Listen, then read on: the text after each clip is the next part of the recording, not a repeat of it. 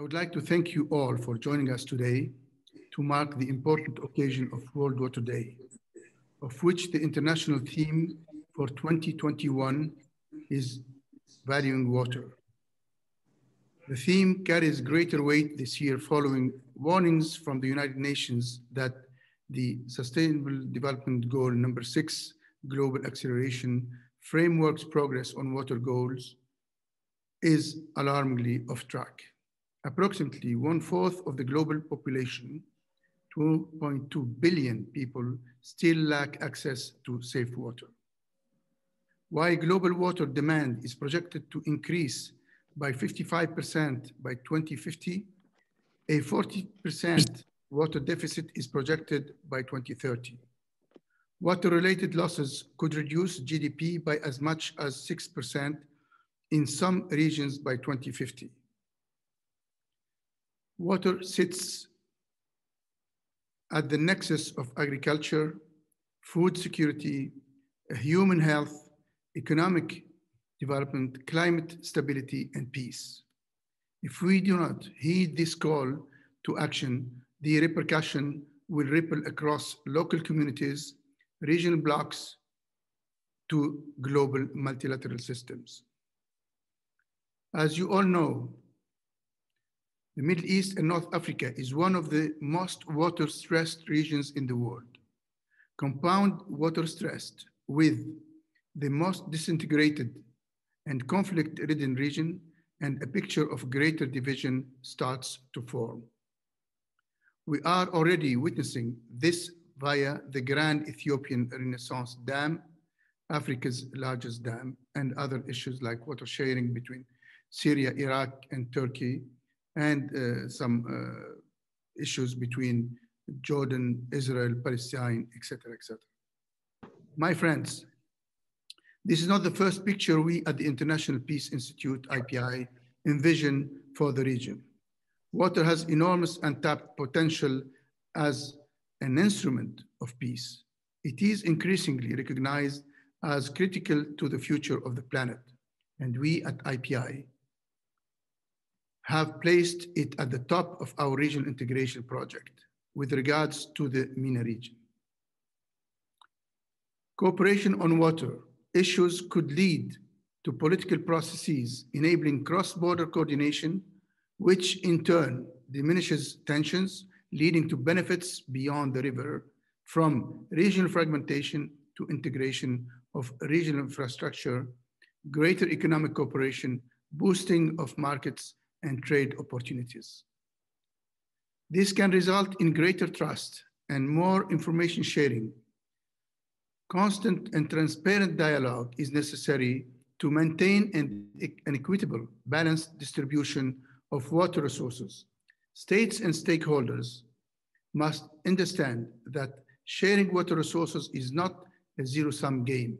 It can and it will be, it can lead and result in a win-win situation. It's not coincidence that historically many international armed conflicts ended with provisions on water cooperation. In Europe, since the Peace of Westphalia in 1648, water clauses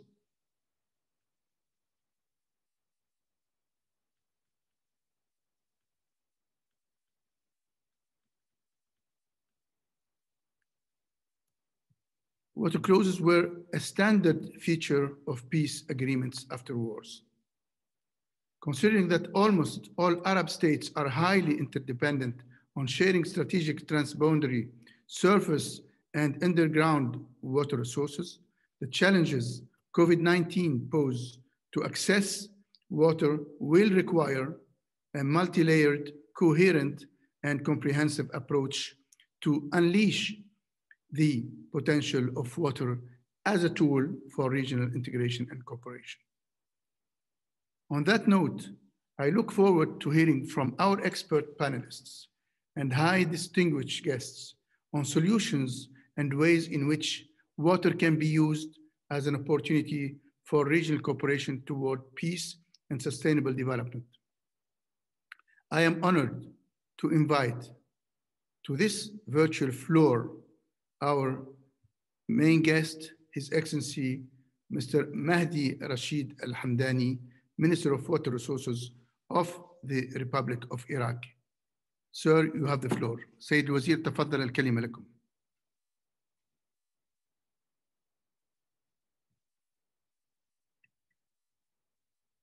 السيد رئيس المعهد الدولي السلام المحترم، السيدات والسادة الحضور، السلام عليكم ورحمة الله وبركاته.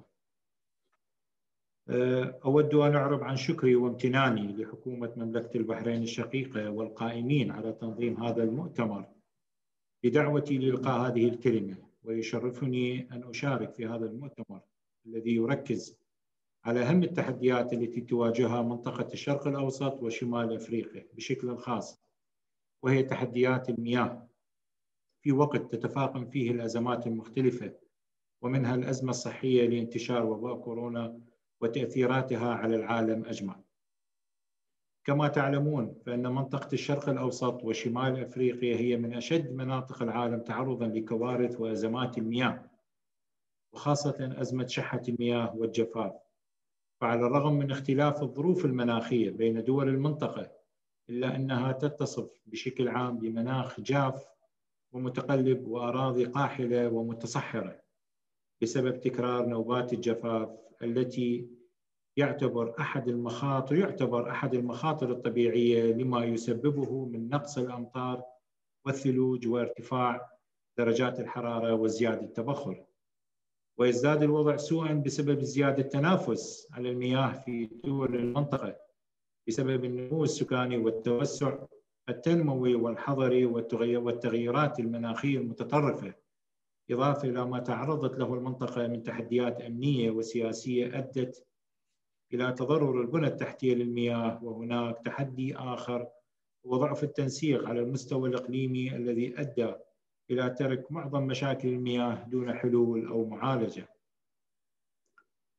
إن منطقة نهري دجلة والفرات هي واحدة من تلك المناطق التي تتعرض للتحديات التي أشرنا إليها، حيث يزداد الضغط فيها على مياه النهرين من حيث كمية المياه المطلوبة ونوعيتها، ويرافق ذلك ما تتعرض له المنطقة من تغيرات مناخية انعكست على تذبذب الإيرادات المائية، فتارة تتعرض إلى قلة الأمطار وارتفاع درجات الحرارة وزيادة معدلات التبخر من المسطحات المائية والنتح من المزروعات، وتارة تشهد فيضانات وسيول مدمرة وما يصاحب ذلك كله من تلوث المياه والأراضي وتردي البيئة. إن أزمة المياه حسب تقديراتنا ودراساتنا سوف تزداد مستقبلاً وتصبح أكثر سوءاً ما لم تتخذ إجراءات سريعة لمواجهة هذه الأزمة وتحسين الوضع في المنطقة من خلال التكيف مع تغيرات المناخ والتخفيف من آثاره، وإدارة الموارد المائية إدارة فعالة على المستوى الوطني والإقليمي والعالمي، ووضع خطط تعاونية عالمية تحقق أهداف التنمية المستدامة ذات العلاقة بالمياه. السيدات والسادة الحضور، إن المهمة الأساسية المطلوب التركيز عليها في هذه الوقت هي الإدارة الفعالة لمواردنا المائية على كل المستويات وكالآتي: أولاً على المستوى الداخلي لتأمين المياه لاحتياجات مختلف القطاعات، وخاصة المياه البديلة ومياه القطاع الزراعي للقضاء على المجاعة والفقر وحماية البيئة، وكذلك دعم البنى التحتية التي تعنى بمجال إدارة وتنمية المياه. ونود في هذه المناسبة أن نطلعكم على بعض سياسات وزارة الموارد المائية العراقية في هذه المجالات. فقد وضعت الوزارة خططها على أساس تنظيمية لاستثمار الموارد المائية ودعم المؤسسات التي تعنى بإدارة وتشغيل المياه. فقد أنجزت هذه الوزارة دراسة استراتيجية شاملة لإدارة الموارد المائية وإدارة الأراضي في العراق لغاية عام 2035، والتي تمثل خارطة طريق تعتمدها الوزارة لاستثمار وتطوير الموارد المائية والأراضي. تضمنت إجراءات داخلية تشمل إصلاحات رئيسية في السيطرة على المياه وتحسين استخدامها لمجابهة النقص في المياه المتاحة، للعراق وإجراءات خارجية تتعلق بالمياه المشتركة مع دول الجوار، وباشرت الوزارة بتنفيذ هذه الإجراءات والخطط كإعادة تأهيل مشاريع السدود والسيطرة وصيانة الأنهر والجداول، وتنفيذ مشاريع الاستصلاح ومشاريع استثمار المياه الجوفية وغيرها. كما تساهم الوزارة في الكثير من المبادرات والبرامج العربية والإقليمية والدولية بهدف تحسين إدارة الموارد المائية، وتسعى مع دول الجوار من أجل إدارة المياه بصورة تعاونية ومتكاملة للوصول إلى اتفاقات لتوزيع المياه على أساس المساواة والعدل والإنصاف. ثانياً، أما على المستوى الإقليمي فلا بد من تعزيز وتقوية التعاون بين كل بلدان المنطقة والدعوة إلى العمل المشترك بهدف الوصول إلى الإدارة الفعالة والمستدامة للمياه، وتبادل الرؤى حول أساليب التكيف المشتركة لمواجهة التغير المناخي حالياً ومستقبلاً، وتبادل الخبرات والتكنولوجيا الحديثة وسبل إدارة الموارد المائية في ظل هذه التحديات. ثالثاً، وعلى المستوى العالمي فإن تغير المناخ أصبح واقعاً ظهرت آثاره في مناطق عديدة من العالم، وذلك يفرض تحقيق التعاون على مستوى العالم وإيجاد أطر قانونية للتعاون وتنفيذ السياسات العالمية الصادرة عن الأمم المتحدة ضمن أجندة التنمية المستدامة. وأخيراً، لابد من الدعوة إلى إنماء الوعي المائي والتركيز على الاهتمام بأحداث المياه والنشاطات والفعاليات ذات العلاقة بقضايا المياه، وأسلط الضوء على 3 احتفالات للمياه جرت في شهر آذار هذا الشهر من هذا العام، وهي اليوم العربي للمياه الذي صادف في 3 من آذار، وكان تحت شعار حافظ على المياه لتحقيق الاستدامة. كما ونظمت وزارة الموارد المائية العراقية مؤتمر بغداد الدولي الأول للمياه الذي يقيم للفترة من 13 إلى 14 من هذا الشهر، والذي كان حدثاً مهماً وفرصة لتبادل الرؤى حول مستقبل التعاون المائي وفق الأطر الدولية لمواجهة تحديات المياه. وسوف يكون إن شاء الله مؤتمر سنوياً يقام في شهر آذار من كل عام لمعالجة قضايا المياه المستجدة، وسوف نقوم بتشكيل سكرتارية دائمة، وندعو من هذا المكان الدول والمنظمات الراغبة للانضمام إلى هذه السكرتارية. واليوم نحتفل باليوم العالمي للمياه الذي يصادف 22 من شهر آذار، ويعقد هذا العام تحت شعار تثمين المياه الذي يثمن الجوانب الحيوية والإنتاجية والاقتصادية والاجتماعية والبيئية وغيرها للمياه، ويؤكد دورها في حياة البشر.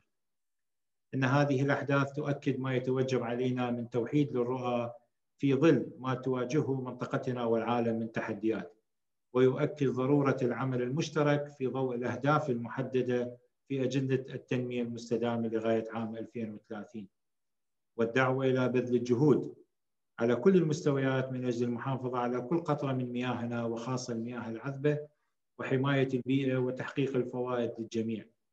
أتمنى لمؤتمركم هذا النجاح والتوفيق، ولبلدانكم التطور والازدهار، مجددين الشكر على القائمين على هذا المؤتمر، على هذا الاجتماع، والسلام عليكم ورحمة الله وبركاته. وعليكم السلام. شكرا سيد الوزير.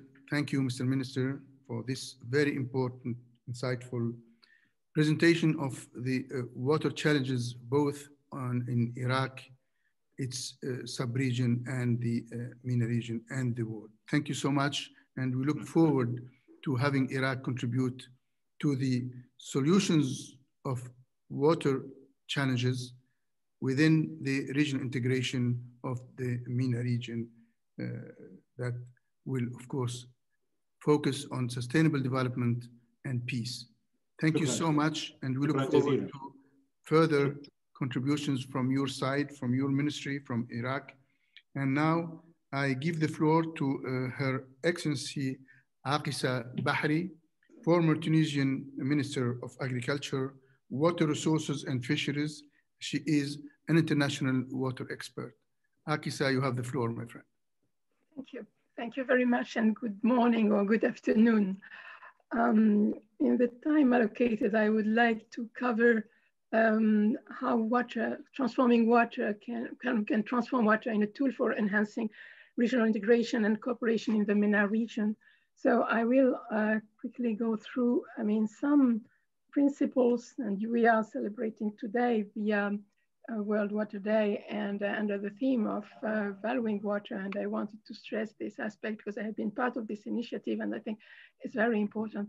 I will first mention that the World Economic Forum Global Risk Reports ranked risk from water crisis among the 5 top global risks by impact during the last 10 years. And that now with the COVID, that the risks related to climate change, the environment, and natural resources are, along with health risks and the digital challenge, among the most important global and local risks we have to face. So natural resources crises that cover food and water are among the top most important risks that people perceive that we have to face. And I think it's important to remind this. So now coming to water connects health, food systems, climate change, nature, energy, and finance. And the fabric of water security is created by weaving together effective governance, knowledge and skills, connectivity across systems, and investment in an application of infrastructure, technologies, and services from ecosystems. It has been reminded that water is both productive and destructive, and that we have to take into account, to look at it as a source of production, health, growth, and cooperation, but at the same time a source of destruction, poverty, and dispute. And it makes it completely different from, for example, from food or energy when we deal with water. And I would like to remind this definition of water security from UN Water, because it's also helped to set the scene that it is the capacity of a population to safeguard sustainable access to adequate quantities of acceptable quality water for sustaining livelihoods, human well-being, and socioeconomic development, for ensuring protection against waterborne pollution and water-related disasters, and for preserving ecosystems in a climate of peace and political stability. And I would like to stress this last points about, aspects related to peace and political stability, where water has a very important role to play. And I think this is also the thing that we would like to focus on during our meeting today. I would like also to remind the principles for valuing water. As I said, today is, we are celebrating, the World Water Day under this theme, and that are these 5 principles. It's recognize water's multiple values, build trust. And when we are talking about regional integration, it's a very important aspect. At the same time, protect the sources, educate to empower, invest and innovate. And valuing water, in fact, it doesn't limit to the economic aspect of pricing, but also it stresses that cultural, ecological, social, spiritual aspects of water are taken into account in decision on waters. And when we are dealing with all these aspects related to regional cooperation, regional integration and cooperation, we have to take into account also these aspects that will help when we are establishing some regional dialogues in order to move on, to have a systematic approach, but also when we are addressing the corporate and financial institution, we have to use the same, to speak their language, understand their concerned in order to accommodate, to find our solutions. So the foundation for action when we are dealing with water at these levels is first understand water, value water, and manage water. Now, and I found also the conceptual framework for water security in the MENA region that has been developed by ESCWA very interesting for the aspects we are dealing with, because it accounts for the various scales of analysis in face of the regional systematic constraints of water stress and scarcity, climate change and shared water resources through the symbiotic linkage to sustainable development and the achievement of water-related SDG that is based on the centrality of water and the 3 pillars of sustainable development, and stress the human-based, human rights-based approach. I think looking at the different scales, looking at the human rights, sustainable development, and also the means for implementation. These are the few aspects I wanted to say in introduction. That is a little bit maybe but I think it's important to keep them in mind.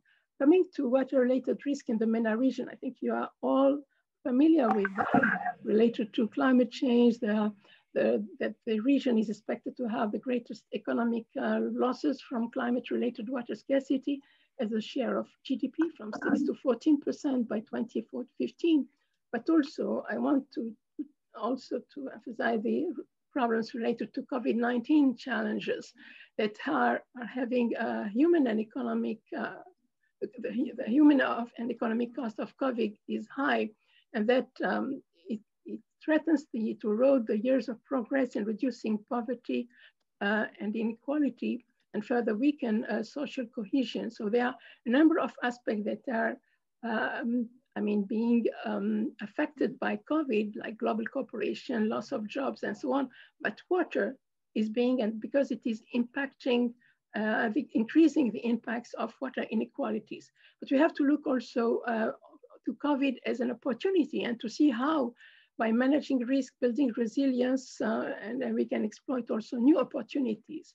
So this is the thing, there are the two aspects, like water, there is a positive and negative aspect, how we can use this opportunity in order to look at, to expand our understanding of all the system, how the system works, and how we can build back better in the post-pandemic world. Because this is the thing that we need to focus on, and how at a regional level, we can also work all more together and to find solutions, because the solution that we have to look at, have been working at the regional level on these different solutions, but COVID is also bringing another dimension and pushing us to look at it, to look at the different aspects differently.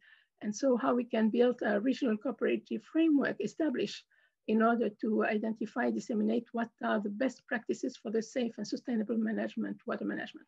So as I said, water management challenges, you are familiar with all the conflicts that are related to the problems in the region. And I wanted to take that we are sharing a lot of, or most of the surface water resources in the region. Two-thirds of the freshwater resources are shared in the region. 45 shared aquifers, and most of the surface or underground water is being shared. We are a number of looking at more other solutions like desalination of water, because 47% of the desalination capacity, the world desalination capacity, is in the region.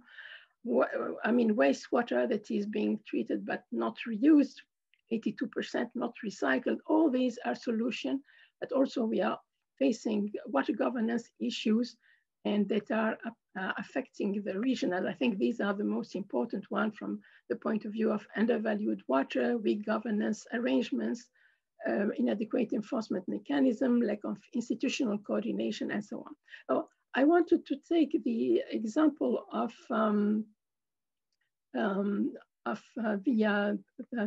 how we can work together at the regional level.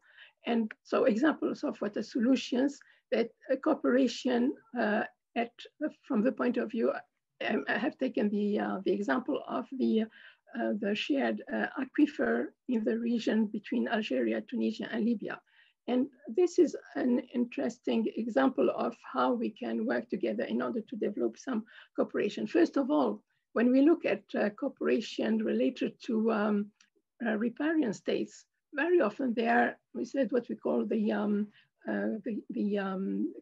continuum, cooperation continuum, because you can decide to have, each country can decide to have its own projects in own country, or to try to find some solution together, and to have some joint projects. And I think that these are the things, when we move along this continuum, this is the way where we can find some together solution, where we can establish appropriate water infrastructure, institutional platforms, and legal frameworks, and also share information about, for example, water for greater cooperation and sustainable basin utilization. So these are the things that we have to work on. And when we are talking about the Tigris or the Renaissance Dam and so on, these are all things that we have to see how we can, this increased utilization of shared water how we can look at different degrees of progression in cross-border cooperation that, as I said, move from autonomous management to dialogue, to collaboration, to coordination mechanism, up to joint management. These are processes that take a long period of time, that needs, I mean, as I said, to build trust, to put together some mechanism that are of different nature, and that will bring some benefits from environmental point of view, from economic point of view, from political point of view, but also from catalytic point of view. And we have to look at these different benefits, and people have to be aware of these ones. But also we have to understand that we have to look for these benefits together, and we have to be convinced of this in order to sit together. But at the same time, regional cooperation is inevitable. There is no other way. We have to find, I mean, we have, for these transboundary resources, there is no other way we can do it. And as I said, there are a few cases of success in data sharing I'm going to talk about. And these are the things that we have to look on. But I mean, there are also some prerequisites for confidence building, and information transparency is one of these prerequisites. At the same time, we need to develop some joint research and innovation, regional dissemination of science and knowledge, and promote capacity building for effective water governance, promote science decision-making interface, and also technical training and capacity building. So coming to the Northwestern Sahara Aquifer system, as I said, it is shared between the three countries. It's since several years that the three countries have been sitting together to try to find a way to, because there was, increased demand around this shared aquifer. There were a number of issues: reduced piezometric head, loss of artesian pressure, excessive pumping heights, increased risk of salt water intrusion and salinization, depletion of the Fogara and springs. So there are a number of energy losses and so on. So, and the three countries being aware that there is this shared aquifer, these problems, so they sat together. And that they did, they also start discussing having a technical mechanism, but what was more important, after having put this technical mechanism, they have realized that the political mechanism was very important. So you need to have both, technical work at the technical and the political level. And this is how, this mechanism is working now. Since several years, as I said, but with a permanent technical committee and a council of ministers in charge of this aquifer and some coordination unit that are being working. And what is interesting that, so it is funded through international bodies, but, and it is moving, they have started by developing shared information. And one project that has started 2 years ago, but because of the COVID and political problems at the level of the region, it has not been moving as fast as it should, but also there was a project around the water, food, energy, and ecosystem nexus in order to strengthen this transboundary water cooperation.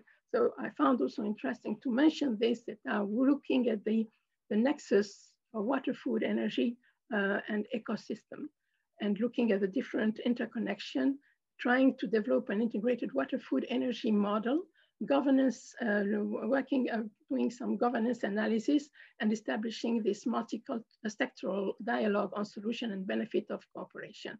They are working along the 5 I's: institution, information, instruments, infrastructure, international cooperation, and coordination, in order to slow down the depletion of groundwater resources and rational the water use, modernize and increase the values and viability of agriculture, and having a more sustainable energy for water management and economic development. In conclusion, I would like to say that also when we talk about water security at the level of the region, but it's also water security and human security are interwoven, and that water security is essential for political security. that we need champions of change to stand up in policy, community, corporates, and youth movement, and implement the valuing water principle that I mentioned at the beginning, because they are very important and speak the language of financiers and the private sector. Water is a global issue, but so rivers and aquifers can be obstacles or entry point to cooperation, both directly and beyond the river, the aquifer. In the MENA region, the main strategy for tackling water management should be to focus on strengthening collaboration and integration among the different basin countries. In the post-pandemic world, we must use what we are learning about the dynamics of these interconnected systems to build back better. And investment in water should be used to build greater resilience to climate health and food system shocks and more effective management of water-related risks. But we need at the same time innovative thinking and alternative water solutions. There are a number that are already being developed, but we need to work more closely together, as I said, at the regional level. I would like to finish by two surahs from the Quran. The first one is وَجَعَلْنَا مِنَ الْمَاءِ كُلُّ شَيْءٍ حَيٍّ, and we created from water every living thing.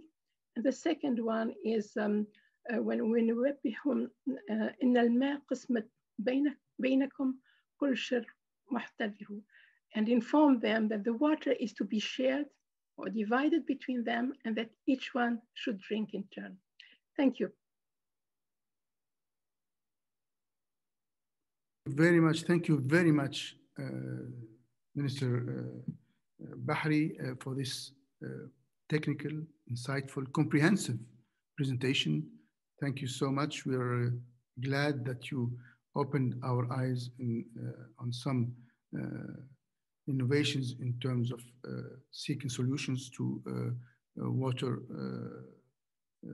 resources. And I think, as you highlighted, the shared aquifers could also be a board or a platform for boosting regional solutions or regional cooperation on these challenging commodities. Thank you so much, and we'll have a follow-up with you on many of the issues that you raised. And again, we're glad to have you around. Now I will give the floor to another lady, another partner, another complice, as we say, my friend, Madam Lina Salama, who's also a lawyer and a conflict management specialist in Geneva Water Hub. Lina, you have the floor. Thank you, my friend. Thank you, Nejib. I would try to give you my own opinion and the thinking status, let's say, on this World Water Day. The World Water Day, as we heard, is about valuing water. And valuing water, we all know it, but I'd like to reiterate it, is not about the price of water, and it should not be, and it is not about whether water should be priced at all. It's about much more. It's about recognizing and considering the benefits provided by water, including the economic, the social, the ecological dimensions. So this is one point to set the stage of the day. It's about how important water is for every dimension of human survival, how it is fundamental for human dignity.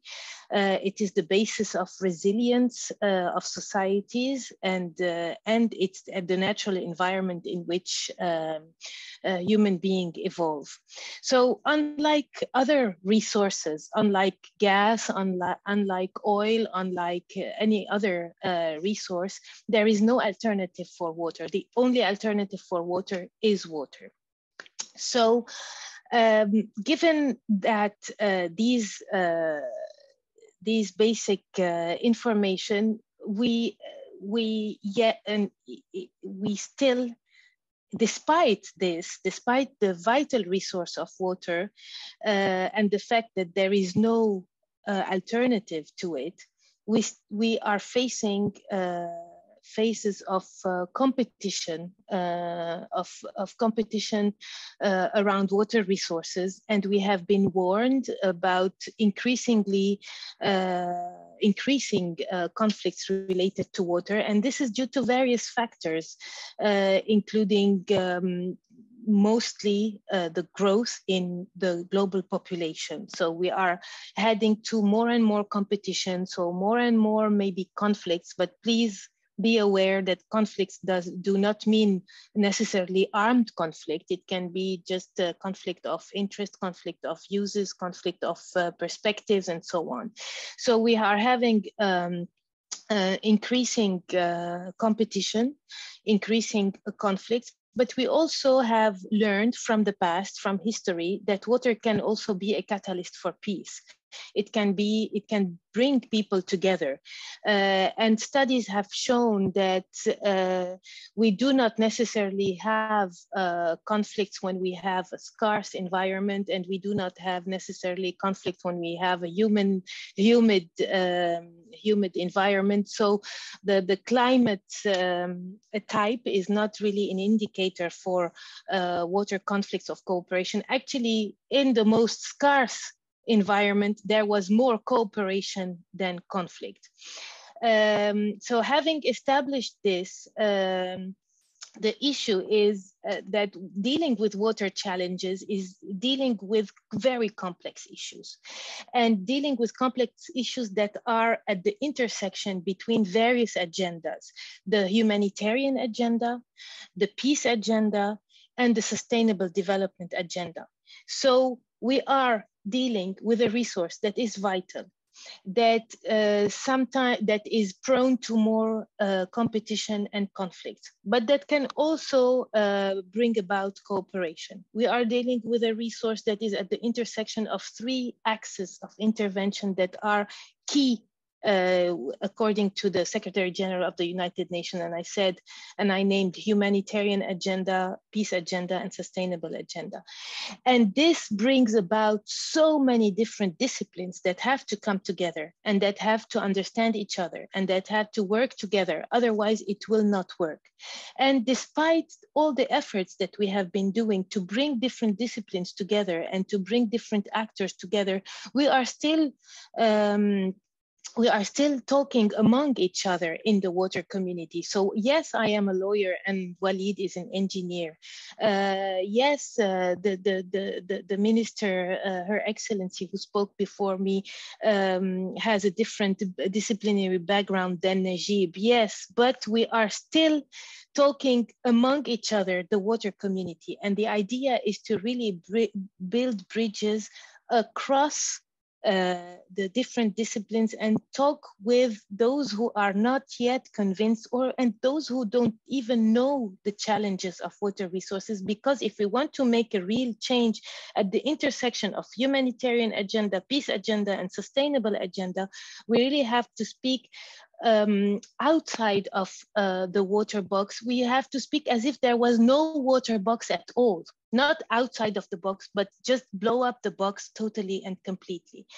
And beyond blowing up the box, we should bear in mind that in order to bridge and establish actual dialogue between different disciplines and between different communities, so the decision makers, the scientists, the civil society, the young and the older professionals, we need to establish something that is trust between the different players, but we also need to invest very much in capacity building within the water community, of course, but beyond the water community, so that those who are beyond the water community start understanding what we are talking about and why it is so important that they get engaged and committed into the water agenda. Because if they commit to the water agenda, then they commit to the humanitarian agenda, they commit to the peace agenda, and they commit to the sustainable agenda. development agenda, so capacity building, and we need long-term commitment. Changes in these on these axes of intervention don't happen over time. They need, and we have seen it, everything, all the processes that have led to any type of cooperation in the water field are long. It can take 10, 15, 25 years, not days, but this is how it is. So if we have trust, if we have capacity building, and if we have long-term commitment, we might get to mobilize political will. And political will is a key ingredient in making these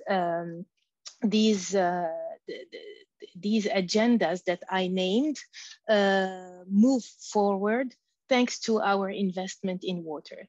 I hope I made sense. I just wanted to throw this to the audience. Nejib, I don't want to take too much time because I know it's a panel. So I hope that with these in mind, people will get back to me with questions and reactions. But if you want me to talk more, I will talk more. Lina, the more of you, the best. Thank you. I'm sure with this fantastic, interesting, and informative intervention, people will get back to you with boxes, but for you to unwrap, not to blow up. Yes. Thank you so much, Lina. It's always great to have you with us. You are a leading figure on water matters in this part of the world and beyond. Now, I will ask another friend, accomplice and partner, my friend, Professor Walid Zubari. He's a professor of water resources management at the Arabian Gulf University in Bahrain, AGU. He is also an expert, and I don't want to take hours and hours to mention his contributions, be that at the level of the GCC, the Western Asia, the MENA region. Walid, I'll let the audience listen to your insight. Thank you. Thank you, Nejib. Thank you for your kind invitation, for having me with these distinguished speakers and dignitaries. I will try to be brief, and I'll try to use this intervention to highlight and shed some light on the water conditions in the GCC within the theme of the World Water Day. As everybody knows, that this year the UN have chosen an important but also complicated and difficult topic in water management, that is valuing water. And as I'm going to go through this, small intervention, I'll show you that there is we are trying to tackle the issue of the perception of what is the value and what is the cost and what is the price. And these are three things that we have to really, try to make it clear in the society. Human histories and lessons have really shown that societies which valued water and address its value and its management and allocation to its uses were able to sustain and flourish. Whereas other societies that mismanaged the water and did not address its value have perished. So we have good examples in from our history, like the Mayan, in the 9th century, that they have perished because of the bad water management. And we have also the Sumerian civilization, which was very primitive, but really managed the water nice, and it's something like 4,500 BC, and actually flourished. So this is a very important lesson, that we do have to appreciate the value of water, otherwise we will perish. Here in the GCC, where we are situated in the most water-stressed and scarce region in the world, and experiencing actually one of the world's highest population growth, with changing lifestyles, the value of water is even more pronounced, that you are really having the scarcity is not only because of nature, but also because of the stress on these water resources. Currently, the GCC countries are really facing an extreme challenges in the provision of its water and increasing demands, of course, due to population growth, changing consumption patterns. We are also having climate change coming in the play to increasing our demands, and also reducing our renewable water resources, and all this is translated into a cost of providing this water. However, these challenges are strenuous and very stressing. The GCC countries have done very well in providing water to its population. And of course, thanks to their strong economies and substantial energy and financial resources, safe, affordable, and stable domestic water supply is being achieved to all sectors of society. However, yet this comes at a very, very high cost. These costs are financial, these costs are economic, and also energy, overexploitation, and also environmental. So we are having all this, all these efforts are not cheap. They are not, free of charge. They are actually being paid for with a lot of, resources to achieve this 100% provision of water resources. As I said, climate change will also impact this. So we don't think that the situation will become better with population growth and climate change. The system will become even more stressed. So we have two solutions to reduce that, these stresses. The first one, as everybody knows, is technological solutions, that we have to go and invest in technology and try to minimize the cost and so on. And the other one is to reduce costs by changing the demands and changing the consumption pattern of the society. And here comes the issue of the value of water and the price of water. And the problem is that what we are having here in the GCC is that there is a wrong perception between the value of water, okay, and mixing it with the price of water. And what is happening now that the people, because they are paying a highly subsidized price for water, they look at water as a very cheap commodity. And this is the problem that we are trying to rectify. We're trying to correct that perception. No, water is a valuable and a very, very expensive commodity, but the government is giving it to you because it's a human right, because it's committed to your health, because it's so many things at a very low price. And this is the challenge that we are facing in the region, to give water its real value to the whole society. And we have a saying, and that in Arabic we say water, الماء أرخص موجود وأغلى مفقود. يعني it's once you get the water coming 24 hours in your homes, you think it is abundant and it is cheap. Okay, and the abundance has really replaced the scarcity that we are living in, and that's a wrong perception, and we have to really realize that. And our job, and as in the water engineering and the water management, is really to change that perception in the society. In 2016, the GCC countries have formulated their unified water strategy, and it was approved by the leaders of the GCC in Manama Summit in 2016, in December 2016. Now that unified water strategy represents a very, very cooperative framework for the GCC country in tackling the issues. One of the most important issues that the strategy is really addressing is how to change the GCC society to a more water-oriented society. It is that value water. And there are so many programs and initiatives that really tackle the kindergarten, the youth, and the children to the youth, from the kindergarten to the schools, to the universities, and also the NGOs, and also the users, and also the society at large. And I think that represents a very, very good roadmap and a framework for really raising the awareness. And I really would like to thank, to thank the United Nations for choosing this, theme of valuing water, which is a very, very, very important component in the water resources management, practice. That's what I have. That's my take, Nejib, and thank you again for giving me this opportunity to address this issue. Thank you, dear Walid, and always a great pleasure to learn from you on the details that are making the process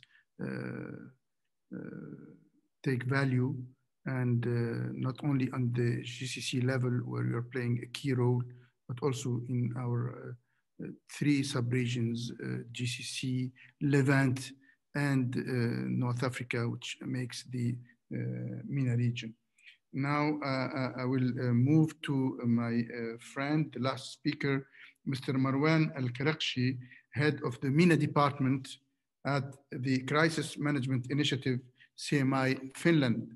So Mr. Marwan, you have the floor, and I'd like to remind all my friends that we will open afterwards the Q&A, and that's where I'm hopeful that if you wish to put a question, you raise your digital hand or click on the icon labeled participants at the bottom of your Zoom screen, and then click on the button labeled raise hand, or simply raise your hand, and my friend Dalia Al-Alawi, my colleague, will watch you and will give you the floor. And we really do look forward to your contributions. Marwan, you have the floor, my friend. Thank you very much, Nejib, for the invitation for this important occasion. And apologies for coming late. I miscalculated the time difference. But very happy to be with you here, nevertheless, with this very prominent group of experts. CMI is a Finnish non-governmental organization established by the former Finnish president Martti Ahtisaari approximately 20 years ago, and we focus on conflict resolution type of activities. I mean, I have to say, in my line of work, where I've been involved for approximately 10 years or so in the MENA region on a various number of processes. We've been thinking or been looking at ways through which we could, what would be the kind of most conducive ways of convening various conflict stakeholders, and the answer to that question is basically depends on the context and the maturity of a specific conflict. So I can maybe share a few examples from our own experience and thinking. So at the national level, we've been looking at the issue of natural resources as a possible way of convening stakeholders. In the Libya case, when we started back in 2014, 2015, our work in Libya. And at that time, we focused on the issue of natural resources management principles and the constitutional process. At that time, the situation in Libya was extremely polarized, and it was quite difficult to bring the conflict parties around the table on a clearly political topic. The situation was so polarized, but we noticed that the issue of natural resources offered a good entry point to convene the various actors. Now in Libya, natural resources means mostly the oil sector, but the water is also a key resource in Libya that is scarce, and that has been actually even utilized as a weapon in the events that followed the 2011 revolution. So you've had some conflict actors switching off the pumps that are pumping aquifer water resources from the south of Libya to the main urban centers in the north, putting on various demands, either political or either related to the release of certain conflict stakeholders. So this has been utilized, and we've based on the Libya experience, we we've come to the conclusion that the topic of, or the theme of natural resources could offer a good entry point to convene conflict stakeholders. And we've been looking lately at the thematic of water security as a possible convening theme for regional actors in the Middle East and North Africa region. As you know, the region is highly polarized, and the existing regional cooperation mechanisms are inefficient, to say the least. And so we've been exploring possibilities to convene actors under this thematic.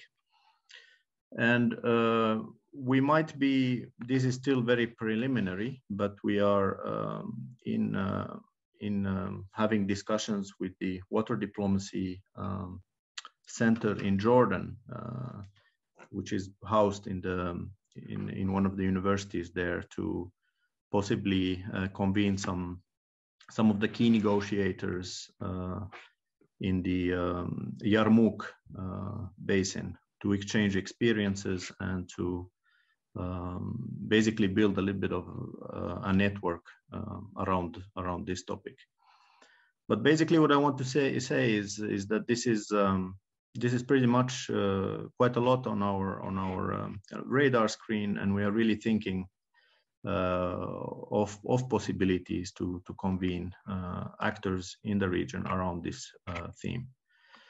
As a Finnish organization, we are also part of the Finnish Water Diplomacy Network, which is basically coordinated by the Finnish Ministry for Foreign Affairs, and it includes CMI and a number of Finnish academic institutions.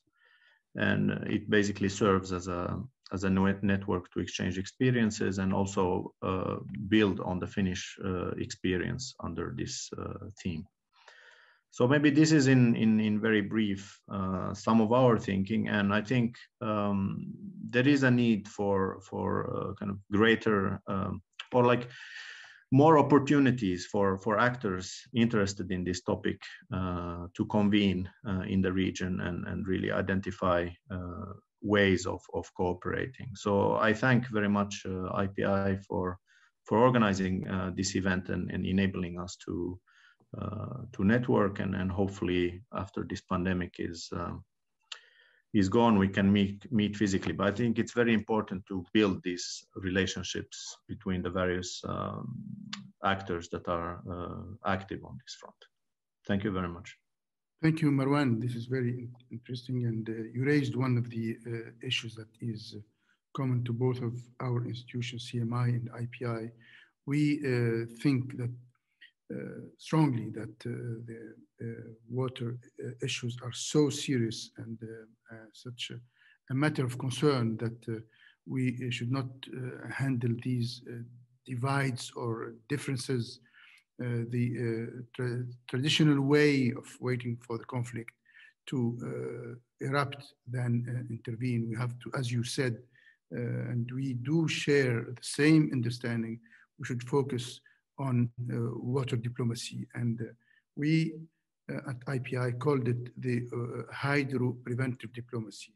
And as you kept repeating that the objective of convening is to further develop concepts around which we should work together to find solutions to the water issues, among other matters that are a threat to peace, stability, and sustainable development, not only in this region, but around the globe. So thank you again, Marwan. And of course, we'll have to link through you to the Yarmouk University and the water diplomacy bodies to bring them together, hopefully soon.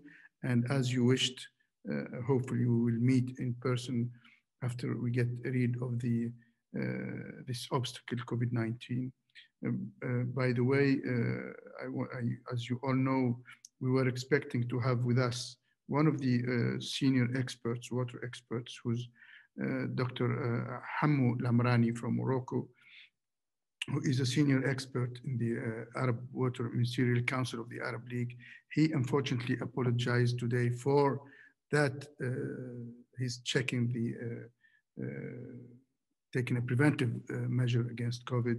So we all wish him, I wish him on your behalf, prompt recovery and to join us soon, as he is one of the main experts.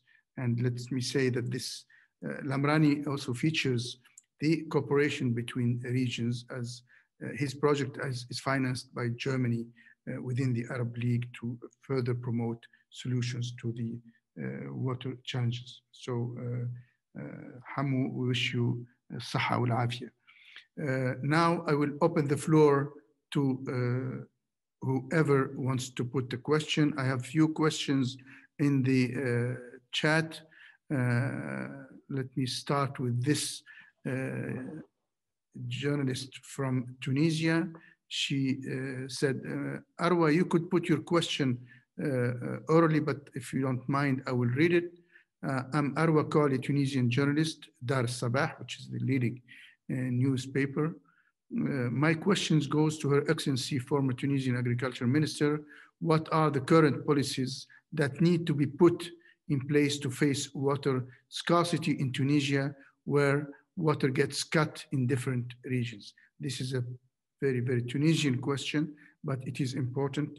And I'm quite subjective there as a Tunisian. I think this will be put to Akisa later.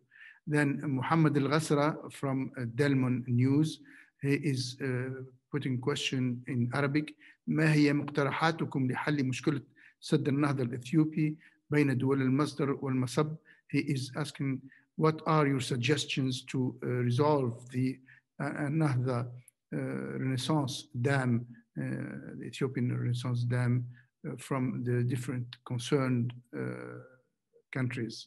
The other questions, I think it's from my friend, His Excellency, the Ambassador of Bangladesh, Dr. Nazrul Islam, how international water law can help countries to move towards water collaboration at a regional level. Then my friend Ibrahim Nunu, representing here the Jewish community of Bahrain and a businessman as well. Do we need a global water tax? These are questions I'm putting as, I would say, not a set menu, but please select any question our panelists to answer. And I think I would start with my compatriot, Akisa, to answer the question of my compatriot, Arwa. Thank you, Akisa. Yeah, thank you, Nejib. So it was about policies to put in place when water gets cut. But I mean, you know, first of all, I think that as what Professor Walid was saying, that people are not aware that water is finite. I mean, that we have to pay attention to water, and that we are, because we moved from a decentralized system to a centralized system, and that water is available 24 hours, that we don't even realize that there is a cost, and there is that we have to pay attention, especially that in our region, would like to remind that we have a problem of quantity and quality, and that if we don't, and there are a number in all our countries, I mean, a number of policies that are, and strategies in order to supply more water from the point of view of building more dams, connecting the dams, you know, and working at different scales, at national, at regional, at household levels, because I mean, people are not aware that there are some regulations that incentives to push people even to build their own systems at the household level. They used to be. You see, we have lost part of our tradition, and now we have to come back. In the southern part of the country, people, all the houses have a cistern attached, and most of the people are drinking, mostly even drinking water from this source. Even when we are, I mean, desalinating water at high cost, people are not using this water for drinking purposes. So there are these strategies that are put by all our governments from as I said, storing and connecting the different water storage systems, treating the water, conveying it, trying to bring treating the desalinating water, but also treating wastewater and trying to reuse it, because I think this is also water reuse is a very important source of water that we are not enough paying attention to. Of course, there are efforts that are to be made in countries like Tunisia, where, to improve the water quality, but it is also a source of water quite important. But we have to work also on the demand side. First of all, there is also this question of pricing water. Pricing water from the point of view of the people. The price of water is still too low, and people, this is why, people are not enough paying attention and are, wasting the water. I think it's very important. And when I was in the government, I had launched a program for sensitizing the population.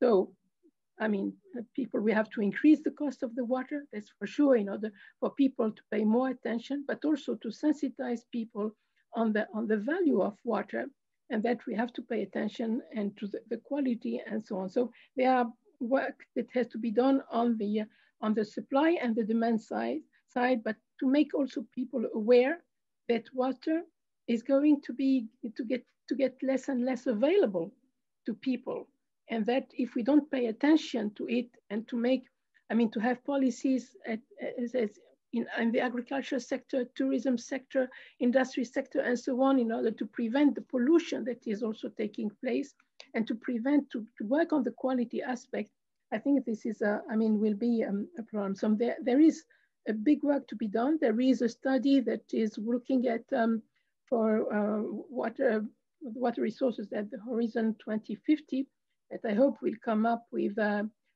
innovative solutions, because as it has been said, we have to work not only within the water sector, but with other entities outside the water sector, out of the box, in order to find solutions that are more and in a more integrated way. I have seen, for example, in the island of Jerba, we have different sources of water. We have the surface, we are conveying water from the inland. It's just like Singapore, but it is not, we are not managing water in an integrated way. We have water coming from inland. We have people that are storing water in their systems. We have the groundwater. We have the reclaimed water. We have the water, desalinated water from brackish source and from the seawater. But all this is not being used in a way that more integrated, having a more integrated approach to, and looking at different water qualities from different uses. So we have to change the way we look at water, the way we behave concerning water use. There are a lot, and this is, Professor Wade was also talking about the change in behavior. That is a very important thing, and it is the most difficult thing, but we have to work on. So there are a number of things to be done, and we have to work on different aspects of the topic in order to be able to make sure that the next generation will be able to find, water that we have, not to use the water as we are using it, overdrafting it, but thinking of the next generation in order for them to find also water sources that can be used for the different purposes. Thank you. Thank you, Akisa. Just one remark for all my friends. So thank you for putting those questions on the chat platform. But I'd like you to raise, to put your questions orally. These questions are very interesting. Joanna, would you like to put your question directly? Thank you. And then I give the floor to Lena, who has few answers to a few questions. Thank you. Go ahead, Joanna. Okay, thank you, Nejib. Thank you for the invitation also.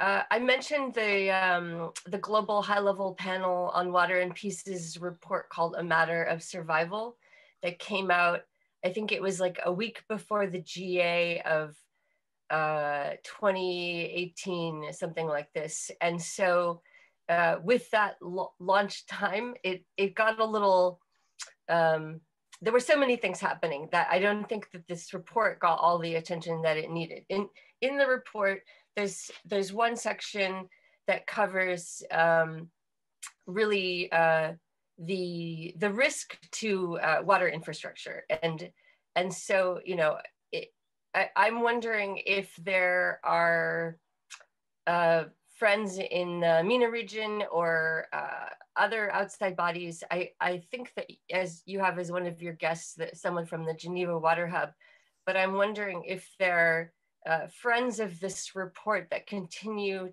to rally for the findings that were put into the report, because they did work for 2 years. You know, it was a 15-member panel. They did work going through all the information that had already been accumulated. And so I guess my question is, are there friends that are, you know, continuing to advocate for the report? And, you know, what are, is there anything that can be added to the conversation today, specifically about protecting water infrastructure?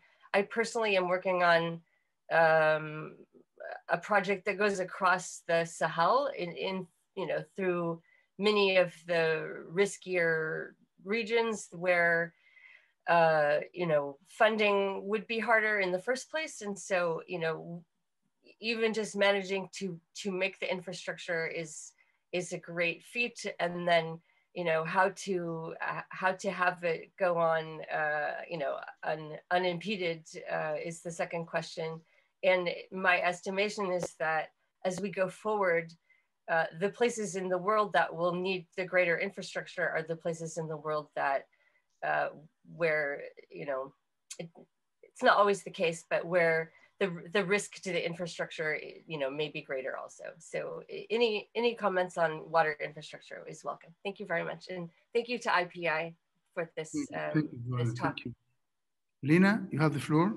Yes, so I'll start with this one, with Joanna's question.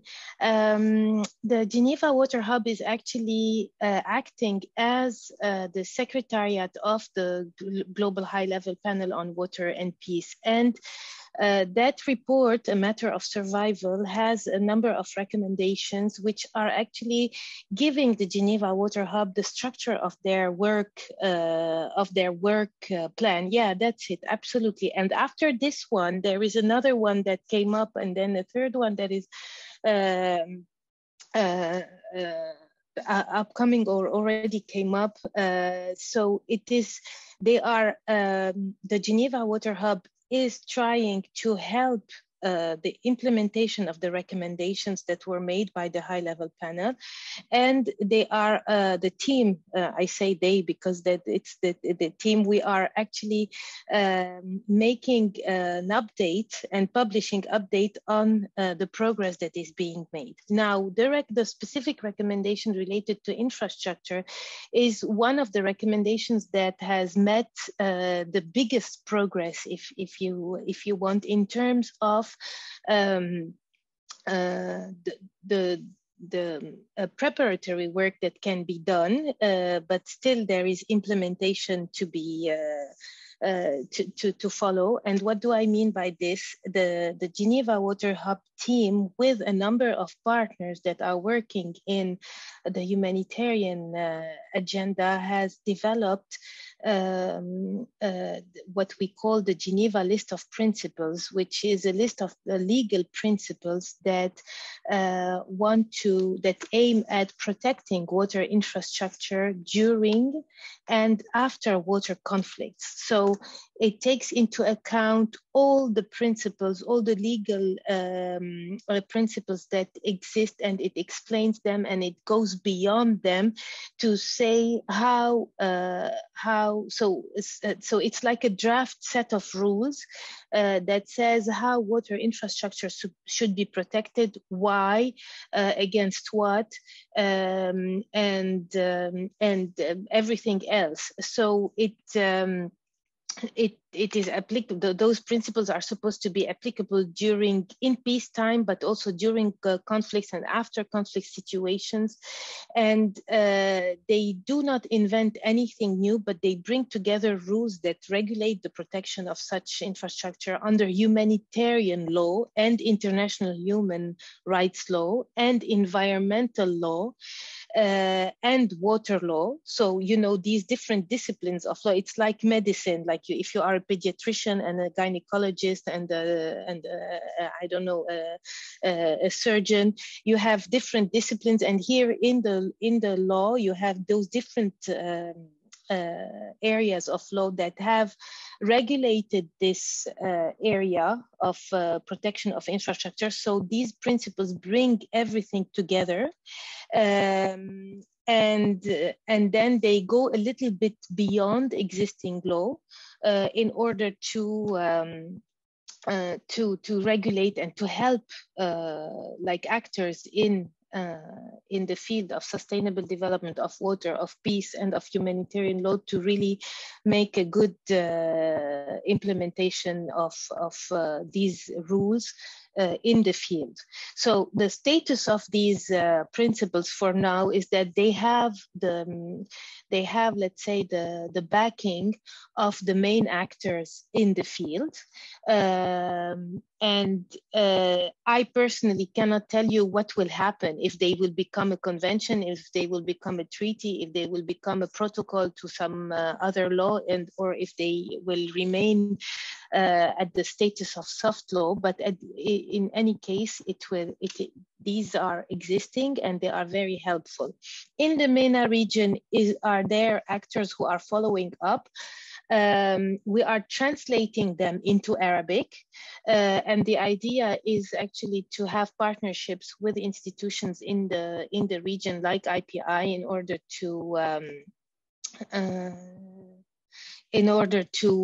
to follow up on this, and then to carry it in the region, and then to have it known by the region, used by the region, backed up by the region, and understood.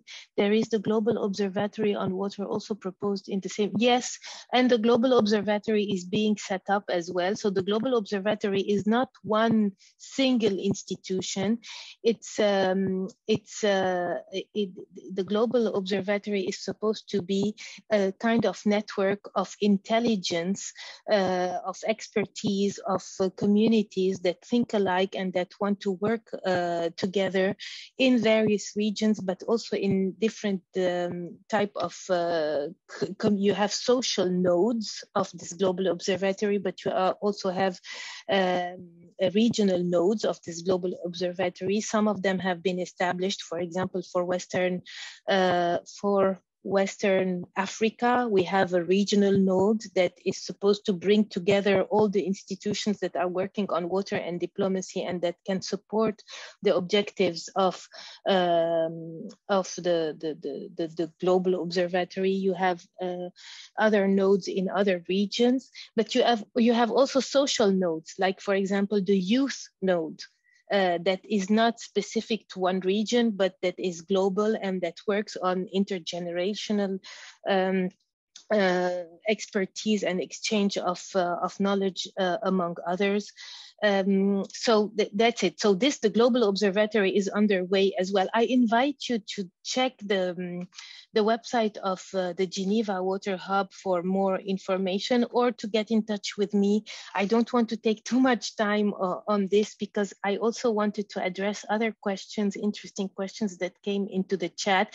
But just for you to know that the Geneva Water Hub is acting as the secretariat of the Global High-Level Panel on Water and Peace, and that specifically the Global Observatory and the principles, the legal principles for the protection of infrastructure during times of war, after war, and during peace, it's underway and making a lot of progress. Now, do we need a global water tax? My personal feeling is that anything global in terms of water issues cannot work, because everything is so specific, so region specific, so local, so locally specific that we cannot think of something very global. What works in North America is not going to work in South Africa or in the MENA region, and even what works, let's say what works in the Gulf is not going probably to work in North Africa or in the Levant area, because of so many, because of the fact that water issues are so complex, because of cultural issues, historical issues, regional climatic issues, cultural issues. So there can be a principle of something, but it cannot be generalized and global. The solution cannot be global. And this brings me actually to the next question, which is about how international water law can help countries to move towards collaboration at the regional level. So the law, international law, is such that it gives the main directions to the actors of international law. So you have the main principles of international law, which are the principles of cooperation, of collaboration, of notification, of exchange of information, and so on. This is, if you want, this is at the very global level. In the main text of international law, you have this, and for every discipline, for every topic, you have these main principles. And then you find them again in the UN Convention of 1997, which is applicable to the international water courses only. This convention is reflecting the general principles of law that apply to water resources. It also reflects a lot of customary laws and a lot of so what states have considered as being the right thing to do in terms of sharing water resources, and they have done it for a long time, so it became custom and it is reflected there. But this is a framework convention. What does it mean? It means that it gives the main lines of action. It says that countries have to cooperate. They have to share water in an equitable and reasonable manner. They have to share water in and develop their water resources without causing significant harm. They have to notify each other when there is development over transboundary water course. But again, like for the previous question, it cannot take into account and it cannot cover every specific situation, because what works in the La Plata river basin in Latin America is not going to work in the Jordan River basin. So what happens is that you have this global framework convention, and then in some areas, like in Europe and in Southern Africa, you have a regional text that translates and develops these global rules into regionally pertinent and specific rules. You have that with the protocol of the SADC region. You have that with the UNECE convention. And then, although the UNECE convention now is accessible to every country in the world, but at the beginning, it was developed to address the specificities of problems of water, transboundary water courses in Europe. But this is not enough even. Then you have to even hopefully and ideally have specific treaties that take into account specificities of one particular basin. So if we are talking about the Nile, there has to be something specific about the Nile, because it will not be the same if we're talking about Nahr al-Kabir between Syria and Lebanon or Jordan, or if we're talking about an aquifer that is shared by various countries in the Gulf. So it's like, Nejib, comment on dit entonnoir? It's like it's like this thing that you use to pour water into a small bottle. Yeah? Funnel. What? Funnel. A funnel, yeah, maybe. So everybody saw it's like this. It goes from global to regional to specific and region. And the same thing for this global tax. If we do have the principle that we have to value water, and that water has to be, the service of water has to be paid for. But in some countries you pay for, like South Africa, for example, you have the first amount of water that is for free, and then the more you use water, the more you pay for water. So anything that is related to water, the principles can be global, but the specificities and the implementation and the application have to be pertinent to the region. It has to be regionally pertinent. I think I will give the opportunity to somebody else from the panel to address other questions. Otherwise, I'm at your disposal. Thank you so much. Thank you. I will, of course, ask Walid and Marwan if they want to, and Akisa to elaborate on other questions. I don't want you to forget the question of Mohammed Ghazla from Delman News about ما هي مقترحاتكم لحل مشكلة سد النهضة الإثيوبي بين الدول المصدر ودول المصب. What are your suggestions to solve the issue of النهضة or the Renaissance Ethiopian Dam? But also I would like to get back to breaking news that you must have seen, all of you, by His Excellency, my friend Kai Bockmann, the ambassador of Germany, who said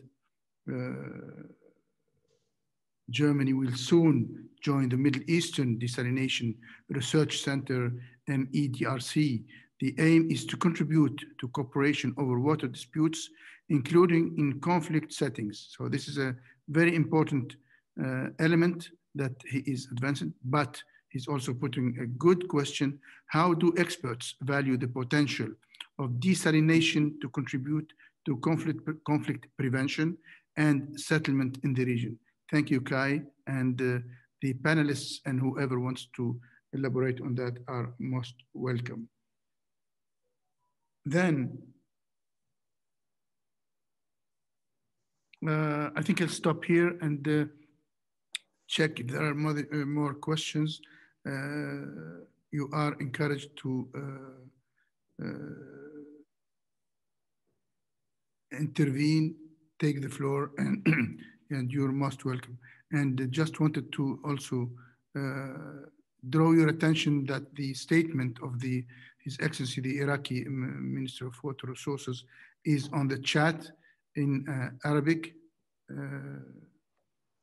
as print. So that's for your information. And then Akisa and Lena, if you can share with us, and Walid and Marwan, a few paragraphs of your statements later, send them to my email for accuracy with regard to the press release will be issued today or tomorrow. That will be published on our website in New York.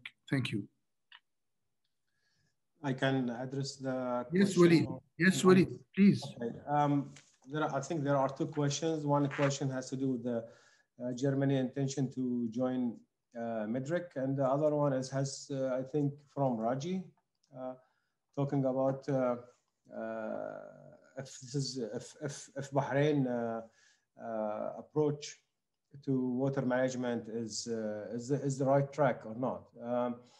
I will address the first one, which is Germany, initiative to join MEDRC. MEDRC, of course, as everybody knows, it was established in the 1990s for that very reason, that to lower the tension between the countries in the Middle East after the multilateral negotiation in Madrid between the Palestinians and the Israelis and the other countries. That's the original idea of having MEDRC, that the patronage, the Americans and the Europeans thought about that one way of having peace in the Middle East is to really have some cooperation in water. And since there is a very shortage of water, maybe desalination will be the solution, that they cooperate in desalination. And yes, it is true. I mean, if you look at the water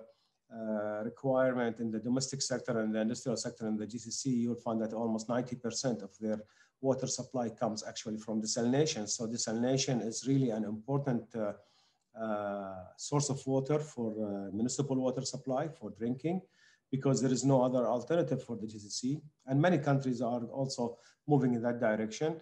The brackish water cannot be supplied to the brackish groundwater cannot be supplied to the people. And desalination is a solution. So we and desalination will become friends for a long time, and that's why we have to really invest in it. And actually, it can reduce. However, desalination is not, is associated with very high costs. It is energy intensive more than other source of water. It has also emissions if we are using fossil fuel. A lot of greenhouse gases emission comes from desalination, and it also has environmental impacts on the marine and coastal. For every cubic meter that you produce as desalination, you will have at least 4 cubic meters of brine and thermal brine to go into the marine environment. So it is not as a clean way of doing it. However, if this MIDRC center can invest in terms of reducing the cost, in terms of energy, in terms of environmental cost, and in terms of financial cost, that will be a great thing. I think this is the only way to go to provide water. And this is actually the challenge that we are facing now, how to reduce the cost of desalination in the region. And I think it can contribute to conflict prevention.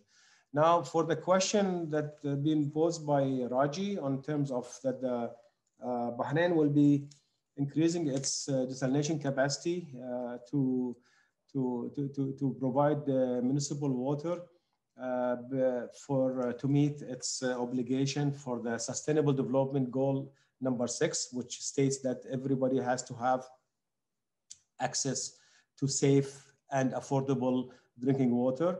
Yes, this is a very good way to go.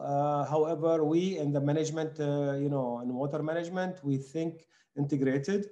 I would go for that. This is what we call it supply side engineering solution, and it has to be done. But there is also some other demand side and efficiency solutions that we can go. These are, we have 3 ways of going through that. Number 1, we can go for the social instruments like awareness and so on, and education. And this will help us much more on the long term in terms of having people consume less. We have also the economic instruments where we can put a tariff, where we guarantee first, as just somebody said, we guarantee first the first block of consumption, which is a human right. And by the way, safe and affordable drinking water supply has become a human right and has been added to the Human Rights Charter in 2010. And governments have to oblige, and they have to commit to do that for their people. After that, after deciding which amount is a free, and then after that, you can start charging. But before that, you have to make it, you have to give the people their human share of water before you start charging. And we can go also to legislation where we can put legislation for water saving devices, for building codes, for so many things that we can do. So in my opinion, yes, it is a good thing to be sure that you will have that capacity to fulfill the needs of the future for the population of Bahrain.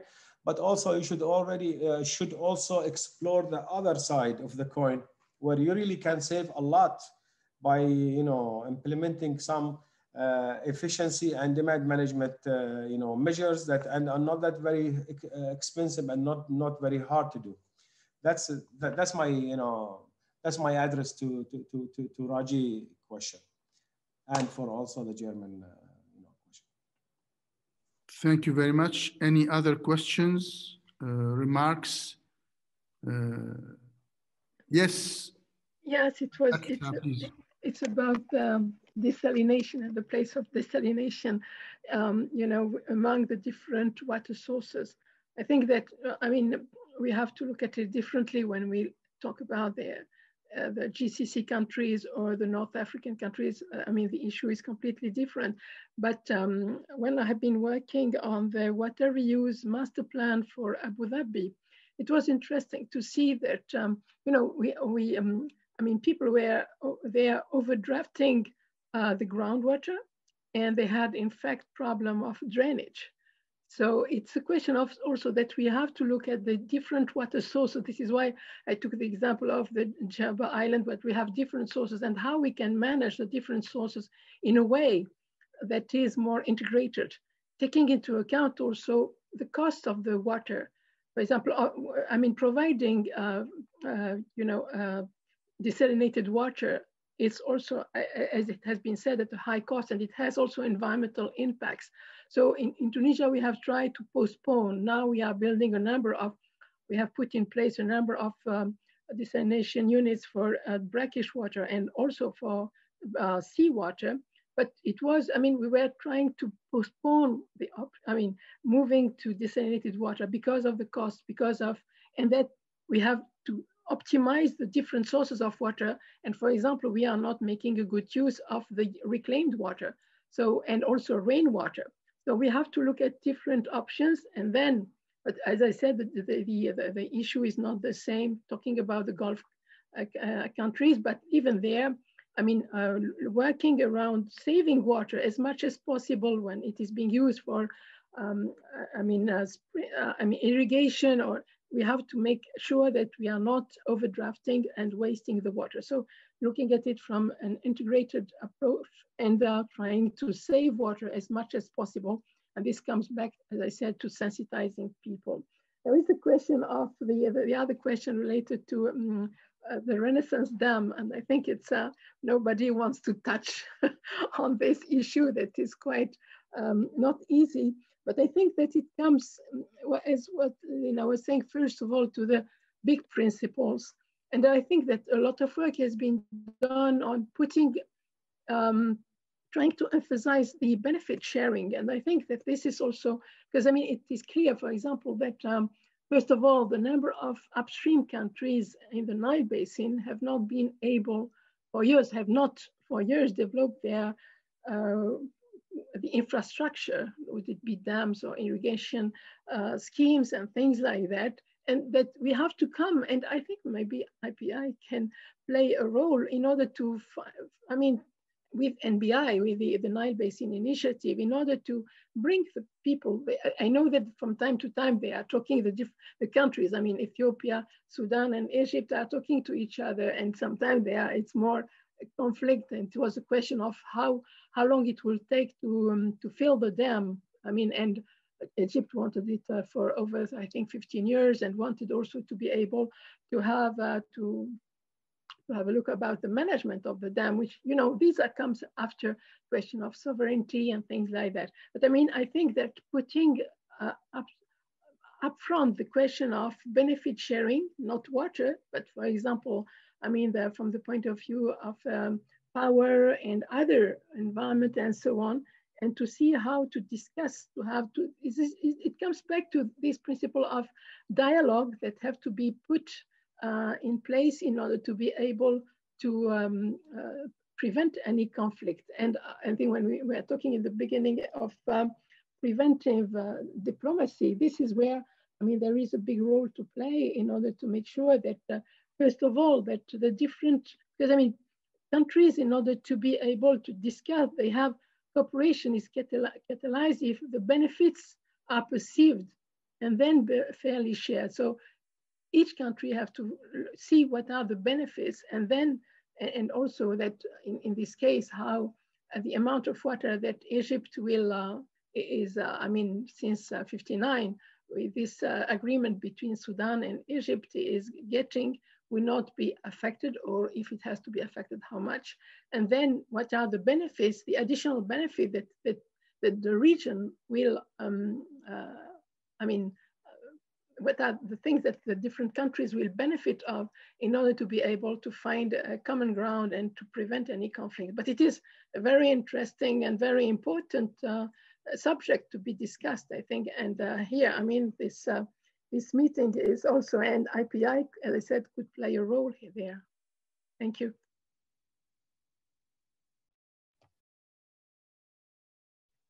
Akisa, thank you so much. This is very important, and your invitation is already there for us to play a role.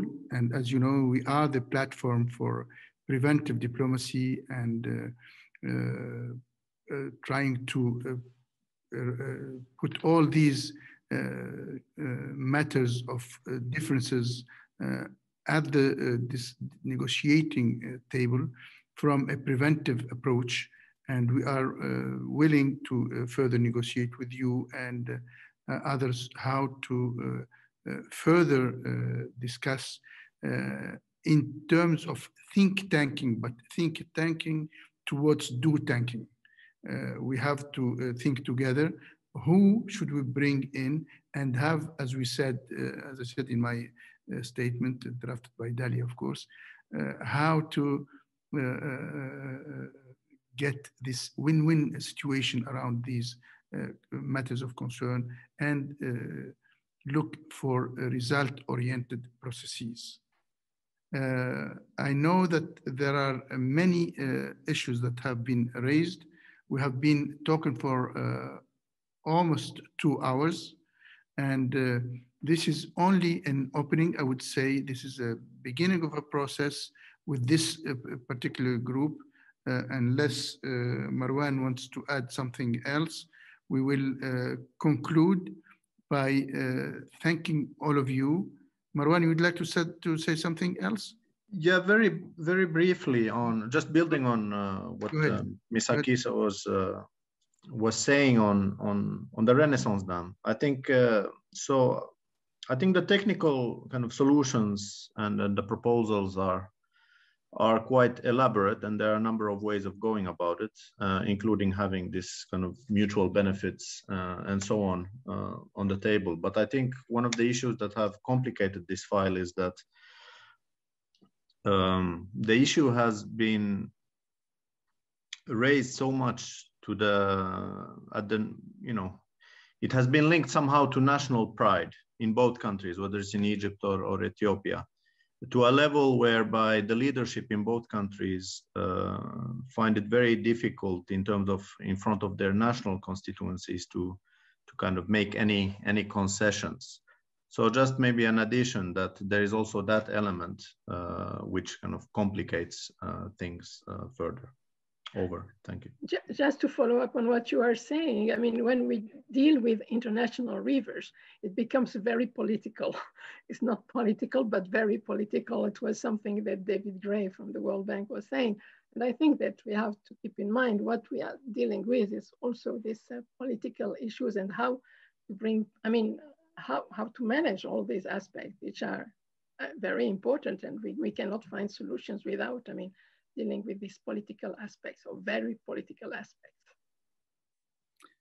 On these wise words from Walid and from Akisa, we could say the woman has the last word in our platform.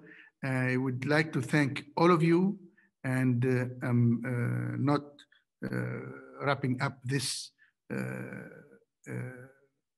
convening this meeting without promising and committing to go back to all of you to elaborate on several of the very important questions. And we will, of course, get back to you very soon. And also we welcome any kind of suggestion. Please get back to us in writing, and we will be more than glad to convene, as I said, but convene towards result-oriented approaches. Thank you so much, everybody.